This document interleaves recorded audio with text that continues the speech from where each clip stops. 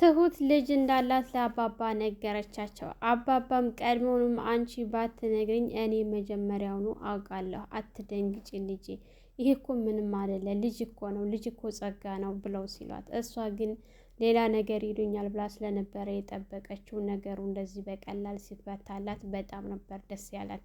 እንግዲህ የትሁት ልጅ መኖሩን ከዚህ በፊት ስትጠራጠር የነበረችው ቲና ነበረች። ቲና ደግሞ ምንም አይነት መረጃ የላቸውም ብላ ሁላቸውንም በቁጥጥር ስር አደርጋቸዋለሁኝ፣ ካሌብንም ደግሞ ወደ ራሴ አመጣዋለሁ፣ ከዛ ሁሉም ቀላል ነው ብላ ነበር ያሰበችው። ነገር ግን እንሷ እንዳሰበችው ቀላል አልሆነም። መረጃውን ሙሉ በሙሉ አጠፍቻለሁ፣ ከዚህ በኋላ ምንም የሚያመጣብኝ ችግር የለም ብትልም እሳቸው ግን መረጃውን ሙሉ በሙሉ ሲያሳዩት ይሄንን መረጃ እንደምንም ብዬ አጠፋለሁ ብላ ነበር። ነገር ግን አልተሳካላትም። እሷ ያየችው ላፕቶፕ ላይ መኖሩ ነው እንጂ በሚሞሪ ወደ ሌላ እንደተገለበጠ የምታውቀው ነገር የላትም። ላፕቶፑን ለመስረቅ ስትታገል እንግዲህ ትሁት እጅ ከፍንጅ ይዛታለች። አባባ ምንም የሚያሳስብ ነገር የለም፣ እህትሽም ያንቺን ልጅ ይዛ ቤት ተከራይታ እንደምትኖር አውቃለሁኝ፣ እህትሽም ልጅሽንም አመጣቸዋለሁኝ፣ የሚከፈለውን መስዋዕትነት ከፍዬ አንቺን ነጻ አወጣሻለሁኝ ብለው ሲሏት፣ አባዬ አንተ እኮ እንደዚህ ብትልም ካሌብ ስትል እንዳትጨርሽው፣ እኔ እንደሱ አይነት ልጅ የለኝም፣ እሱም ከፈለገ ነገ ጧት ሲነጋለት ይችን ማትረባ ቆሻሻ ሴት ተከትሎ መውጣት ይችላል እንጂ እሱ በእኔ ቤት ስልጣን የለውም። ልጄ ነሽ አንቺ፣ እኔ በአንቺ የሚመጣውን ነገር ሁሉ እኔ መስዋዕትነት እከፍላለሁኝ፣ አንቺ ለእኔ መስዋዕት ስትከፍሊ ነበረ በማለት እንግዲህ ትሁትን አጽናንተዋታል። እንግዲህ ኤደንና ዳጊ ሊጋቡ ነው ማለት ነው። ሰላም ሰላም፣ ውድና የተከበራችሁ የቻናላችን ቤተሰቦች እንኳን ስለመጣችሁ ላይክ፣ ሸር፣ ሰብስክራይብ ማድረጋችሁን አትርሱ። እንግዲህ በባለፈው ሳምንት ዶክተሩ ታግቶ ነበረ። አባባ እዛ ድረስ በመሄድ ማስለቀቅ ችለዋል።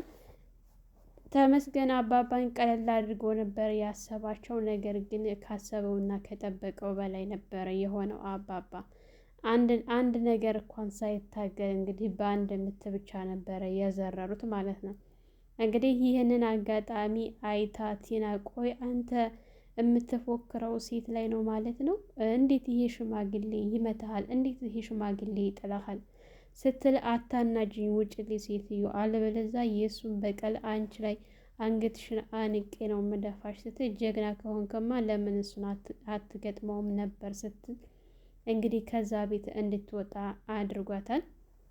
አባባና ትሁት ተያይዘው እንዲሁም ዶክተሩ ተያይዘው እየመጡ እንዳለ ዶክተሩ ቆይ ለምንድን ነው እንዲህ አይነት ያለበት ቦታ ያስገባኸኝ ብለው ሲል፣ አይ ልጄ ይቅርታ ለተፈጠረው ነገር ሁሉ፣ እኔ እንደዚህ ይፈጠራል ብዬ አላሰብኩም ነበረ እና ለደረሰብህ ሁሉ ይቅርታ አድርግልኝ፣ እንደገናም ደግሞ እክስሃለሁ ብሎ ሲል፣ እሺ ግን እንዲህ አይነት ነገር ውስጥ እኔ ማስገባት አልነበረባቸውም ሲል፣ እሺ ልጄ ይቅርታ ለተፈጠረው ነገር ተደዋውለን እክስሃለሁ ብለውት እሱም ወደ ስራው ሄደው አባባና ትሁት እንግዲህ ቤታቸው ከመጡ በኋላ ቲናም እሱ ሲያባርራት ቀጥ ብላ ወደዚህ ቤት ነበረ የመጣችው ማለት ነው። ምክንያቱም አይኗን በጨው አጥባ እንግዲህ ያለ አንድ ነገር ያለ ሀፍረት ተመልሳ ወደዚህ ቤት ስትመጣ ኤደንና ያው ሁላቸውም ዳጊም እዚህ ስለነበሩ የተፈጠረውን ነገር ሲሰሙ በጣም ነበረ የደነገጡትና የፈሩት የነበረው። እንግዲህ ያ ቢሆንም ግን አባባ ለሁሉም ነገር እኔ ወጣዋለሁኝ እንዳትፈሩ ምናምን ስላለ ያው መሸነፉን ስላወቀ እንግዲህ ተመስገን አባትየውን በምንም ሁኔታ ማሸነፍ እንደማይችል ጠንቅቆ ያውቃል። ነገር ግን ካሌብ ፈሪ እንደሆነ ስለሚያውቅ ካሌብን ተስራ ሲመጣ ጠብቆ ከትሁት እንዲርቅና ከትሁት ላይ አይኑን እንዲነቅል ሲያስጠነቅቀው እሱም እንግዲህ ልክ እንደ ወንድ መፎከር ጀምሮ ነበረ። እኔ እንዳንተ ስራ ፍት አይደለሁም፣ ስራ ያለኝ ሰው ነኝ። ስራ ፍት እንዳንተ ስራ ፍት ብሆን ኖሮ አፈር ጋር ደባልቀህ ነበር ብሎ ያው ሰውነቱ እየተንቀጠቀጠ ላበላብ ሆኖ ታሁን ተከተለኝ አልተከተለኝ እያለ ጀርባውን እያየ እቤት ድረስ ደርሶ ነበረ። እንግዲህ ወደ ቤት ሲገባ አባባ ሁኔታውን ሲያዩት ቆይ ሆነህ ነው እንደዚህ ላበላ ቢሆንከው ብሎ ሲል ይሄ የትሁት ሰውዬ በምወጣ በምገባ ሰዓት እኮ እየጠበቀኝ እያስጨነቀኝ ነው እንዴ? ቆይ እሱ ስለተናገረህ ነው እንደዚህ ያላበህ ብሎ ሲል እንዲያባዬ እሱን ሰው ያታውቀውም እሱ እኮ ኃይለኛ። ቆይ አንተም ሆነሃል እንዴት? አንድ ልጅ ነው ያለህኝ። አንድ ልጅ ሆኖ እንዴት እንደዚህ ፈሪ ይሆናል? ምን አይነት ነህ ምናምን ብለው እንግዲህ አባባ በጣም ተቆጥተው እሱን ከፍ ዝቅ አድርገውት ትሁትን ታግሎ ነፃ እንዲያወጣ እንደ ትሁት አይነት ሴት የትም ቢሄድ እንደማያገኝ ልባምና እንቁ ሴት ስለሆነች ነው ይሄ ሰውዬ ተከትሏት እዚህ ድረስ የመጣው። ስለዚህ በእግር በፈረስ ብታስፈልግ እንደሱ አይነት ሴት አታገኝም ብለው አስጠንቅቀውት ከቤት ወጥተው ነበረ ማለት ነው። እሳቸው ከቤት በወጡ ሰዓት እንግዲህ እሱም ከቤት ወጥቶ ነበረ። ያው ተመስገን በዙሪያቸው ያሉትን በሙሉ እየተከታተለ ማስፈራራቱን እንደቀጠለ ነው። ዳጊ ቁጭ ብሎ በነበረበት ሰዓት ብቻውን ወደ እሱ ጋር ቀጥ ብሎ ሄዱ።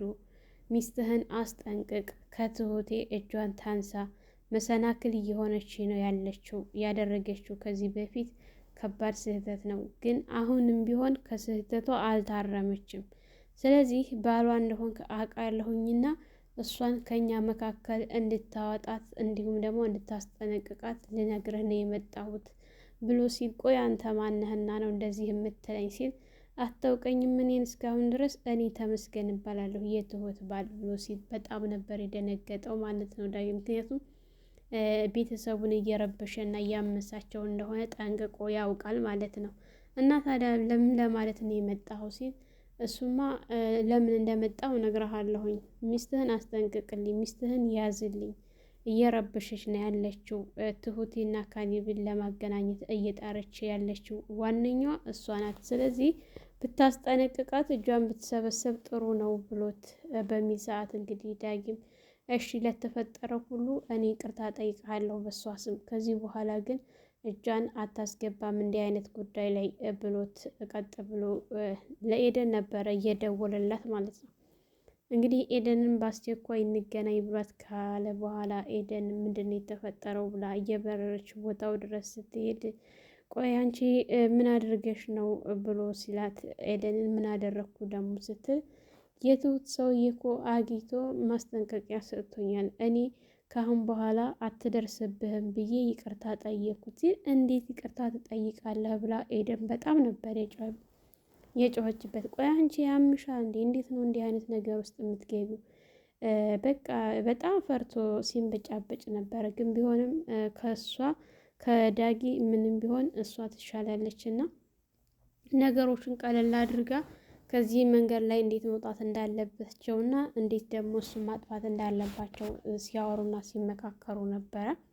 እንግዲህ ትሁት ለራሷ በተናደደችበትና በተበሳጨችበት ሰዓት መጥታ ቲና አንዳንድ ነገር ስትላትና ስትፎክርባት እንደለመደችው ከዚህ ቤት ውጪ፣ ምክንያቱም አባባም አስወጫት፣ አንቺ አስወጫት፣ እኔ ተገባሁበት ከባድ ነው የሚሆን፣ ስለዚህ አንቺ ቀጥ ብለሽ ከዚህ ቤት እንድታስወጫት ነው የምፈልገው ብለዋት ስለነበረ ልብሷን በፌስታል አድርጋ ያው በፌስታል ይዘሽ የመጣሽው በፌስታል ይዘሽ ውጪ ብላ አፍንጫዋ ላይ ጥላላት ስለነበረ ያንን የኔን ልብስ እያስገባሽበት ፌስታል ላይ ያንቺን የራስሽን ልብስ አስገቢና ከባሌና ከባሌ አባት ውጭልኝ፣ እኔ ራሴ ይዛቸዋለሁ፣ እንዴት መያዝ እንዳለብኝ አውቃለሁ ስትል አንቺ ራስሽ ተወጫለሽ እንጂ እኔ አልወጣም እያቻት፣ ቆይ ምን አጌተሽ ነው? በምንድን ነው እንደዚህ የተማመንሽው? ስትል አንቺ የተማመንሽበትን ስትል ደግሞ እኔ የተማመንኩበት ምንድን ነው ስትል፣ ቆይ ግን ተመስገንን አንቺን አስወግድልኝ ብዬ ብለው የማያደርግ ይመስልሻል እንዴ? እኔ እኮ የሆነ ነገር ካልኩት እኮ በአንድ ንግግር እኮ አንቺን ማስወገድ ይችላል ስትል፣ ቆይ ትሁት እንዴት ይሄንን ልታስቢው ቻልሽ? ስትላት አንቺ እንደምታስቢ እኮ እኔም አስባለሁኝ። አይሽ በተንኮል ከመጣሽብኝ ማንም ሰው ሊያሸንፈኝ አይችልም። እስከ ዛሬ ደግሞ ታግሻለሁ፣ ችያለሁ። ከአሁን በኋላ ግን የምታገስበትና የምችልበት አቅም የለኝም። አሁን ተዚህ ተወጫሽ አትወጭም ስትላት ልትደነፋ ስትል እንግዲህ ትሁት እያደረገችው ምን ነበረ? ክችኑን በመዝጋት እስኪ አሁን እንቀጥል ስትላት በሩን ስለዘጋችባት ፈርታ ትሁት እጮሃለሁ ስትል ጩያ ስትላት ነበረ። ቆይ ለምን ምን ነበር እያልሽ የነበርሽው? ቀጥያ አውሪ። ቅድም እያወራሽ አልነበረ እንዴ? ምን ነው አሁን ዝም አልሽ? ስታት ትሁት እጮሃለሁኝ ያልኩሽ በሩን ክፈችልኝ ልውጣበት ስትል ቆይ ለምንድን ነው የመጣሽው እያለቻት ባለበት ሰዓት እንግዲህ እኔ ውሃ ልጠጣ ነው የመጣሁት በማለት ሾክክ ብላ ከዛ ክላስ ወጥታ ነበረ። እንግዲህ ካሌብ ተመስገን በድጋሚ አጊቶት ስለነበረ ፈርቶ ቀጥ ብሎ ቤት መጥቶ ትሁትን በጣም ሲጮህባት፣ ትሁትም ቆይ ካሌብ እየተናገርኩ ያለኸው ምንድን ነው ምናምን ብሎ ሲል ምን ተናገርኩሽ? አንቺ ለራስሽ እሽከውለሌ ስትይ ከርመሽ እኛን ልታስገድይን ነው እንዴ ምናምን በጣም መጥፎ ቃላቶችን ነበረ ሲናገር የነበረው ካሌብ ማለት ነው። በጣም ተከፍታ እንግዲህ እሷም ቤቱን ለቃ ወደ ተመስገን ጋር ቀጥ ብላ ነበር የሄደችው። አባባም ሁኔታውን አይቶ ቆይ ምን ብልሃት ነው ምን ተናግረሃት ነው እንግዲህ ይህን የሚያስጠላ አማርኛህን ለጥፈህባት ነው የሚሆነው በማለት ሲጠይቁት ነገርኳት ስራዋና ሲል እንግዲህ ድሮውንም እሳቸው ፈርተው ነበረ መጥፎ ቃላት እንደሚናገር። እንግዲህ ትሁትም እዛ ሄዳ ልክ እንደገባች ተመስገንም በጥፊ ነበር ያለችው። ቆይ ከኔ ምንድን ነው የምትፈልገው? ለምንድን ነው ከህይወት የማትወጣው? ስትል እኔ ከአንቺ ህይወት መቼም መውጣት አልችልም ትሁት፣ ያለ አንቺ መኖር አልችልም ስላት እንግዲያውስ እሞትልሃለሁ፣ ትገላገላለህ፣ ታርፋለህ ብላ ስኪን አንስታ እጇን ልትቆርጥ ስትል የህፃን ልጅ ስራ ትስሪ በማለት ስኪኑን ተቀብሏት ያው እሷም የምትፈልገውን ነገር ተናግራ ቀጥ ብላ ጥላው ወደ ቤት እየሄደች ባለችበት ሰዓት ካሌብ አባዬ በጣም ተቆጥተው ስለነበረ እሷን እየፈለገ ባለበት ሰዓት ተከትሏት ትሁት ብሎ ሲል እንዳትጠጋኝ እንዳትነካኝ ስትለው በጣም ደንግጦ ነበረ ማለት ነው። እንግዲህ አባባ ሁላቸውም ሁኔታውን አይተው ተሰባስበው ኑ እናውራ ብለዋቸው በነበረበት ሰዓት ቆይ ምንድን ነው የተፈጠረው ብለው ሲሉ እኔ ልንገርህ አባዬ ብላ ስትል ቲና ቀደም ስትል አንቺን አልጠየኩሽም እነሱን ነው ስዳት አሁን ያላስወጣሁሽ ማታ ነው ብዬ ነው የጧት ሲነጋርሽ ከዚህ ቤት ፌስታልሽ ይዘሽ ውልቅ ስትያለሽ ሲል ቆይ አባዬ እኔን እኮ ውጭ ማለት አትችልም እኔን ለምን ታስወጣኛለህ? አልወጣም ከዚህ ቤት ብላ እንደስከዛሬው አልወጣም እንደምትለን እንግዲያውስ ካልወጣሽ አሳስርሻለሁ ብለው ሲሏት እኔም ማሳሰር አትችልም መረጃውን በሙሉ እኮ አጥፍቼብሃለሁ ስትል ላፕቶፕን አምጭልኝ ነበር ያሏት ትሁትን ማለት ነው። እንግዲህ ትሁት ላፕቶፑን ካመጣች በኋላ ሙሉ ቪዲዮውን ሲያሳዩት በጣም ደንግጣና ተረበትብታ ነገሩን ለማስቀየስ ብትሞክርም ይህንንም እንኳን አይተሽ አታፍሪም? ምን ጉድ ነሽ?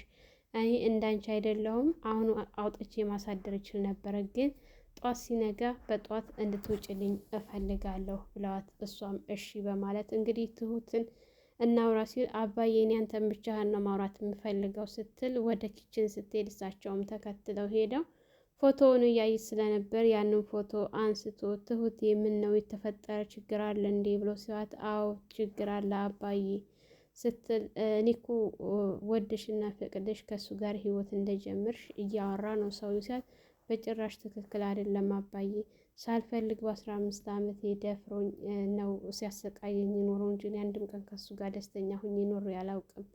በሱ ምክንያት ሀገር ለቅቄ ወጣሁኝ።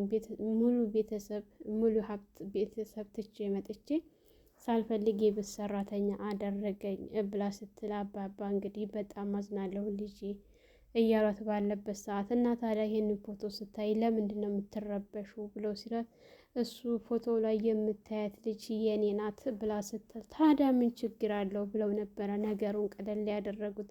እሷ ግን ነገሩን ከበድ አድርጋ ነበር ያሰበችው። እሳቸው ግን በጣም ጥሩ ሰው እና ጨዋ አባት ስለሆኑ ነገሩን በደንብ ተረድተዋት እሷ እንዳሰበችው ሳይሆን በቀላሉ ተረድተውት ምን ችግር አለው ታዲያ ልጅሽ ብትሆን ምን አሳፈረሽ? በልጅሽማ እንደዚህ እንድትሆኝ አልፈልግም። እንኳንም ልጅ ወለድሽ፣ እንኳንም ልጅ አለችሽ ብለው ነገሩን ቀለል አድርገዋታል። ትሁት ልጅ እንዳላይ ከታወቀ ማንኛቸውም አይፈልጉኝም ብላ ነበር ያሰበችው። ነገር ግን አባባ ልጅ በመኖሯ ደስተኛ ናቸው እንጂ ምንም ቅር የሚል ነገር አልታየባቸውም ማለት ነው። እንግዲህ ካሌብን እኔ ራሴ እጋፈጠዋለሁ በኋላ ግን ይቆጫል በማለት አስጠንቅቀውታል። እንግዲህ ኤደንና ዳኒ ሁላቸውም ሰምተዋል የትሁት ልጅ እንደሆነች። ያው እንግዲህ በጣም አዝናባታለች ኤደን። ትሁቴ እኔ ጓደኛ አድርጌ ነበረ የጠበኩሽ፣ ነገር ግን አንቺ በጣም ድብቅ ሰው ነሽ ስትላት ስትወቅሳት እኔ እኮ እንደዚህ አይደለም ብላ ልታብራራላት ብትፈልግም ትሁት እኔ በጣም ብዙ ጊዜ እየጠየኩሽ አንቺ ነገሮችን እያድበሰበሽ ነው። ስለዚህ የኔና የአንቺ ጓደኝነት እዚህ ጋር ቢበቃ ይሻላል። ምክንያቱም እኔ ደስታዬን በሙሉ ስነግርሽ አንቺ ግን ትደብቂ ነበረ ስትል፣ ነገር ግን አባባ ተይ ኤደን እንደዚህ አይባልም በማለት ነገሮችን እንድትረጋጋና ያው አስታርቀዋቸዋል ማለት ነው። ሰላም ሰላም፣ ውድና የተከበራችሁ የቻናላችን ቤተሰቦች እንኳን ሰላም መጣችሁ። ለአሚራ ዩቱብ አዲስ የሆናችሁ ላይክ፣ ሸር፣ ሰብስክራይብ በማድረግ ቤተሰብ እንድትሆኑ እያልኩኝ ለዛሬ ነበረን ይህን ይመስል ነበረ። በሌላ ቪዲዮ ተመልሼ እስከመጣ መልካም ቆይታ ይሁንላችሁ።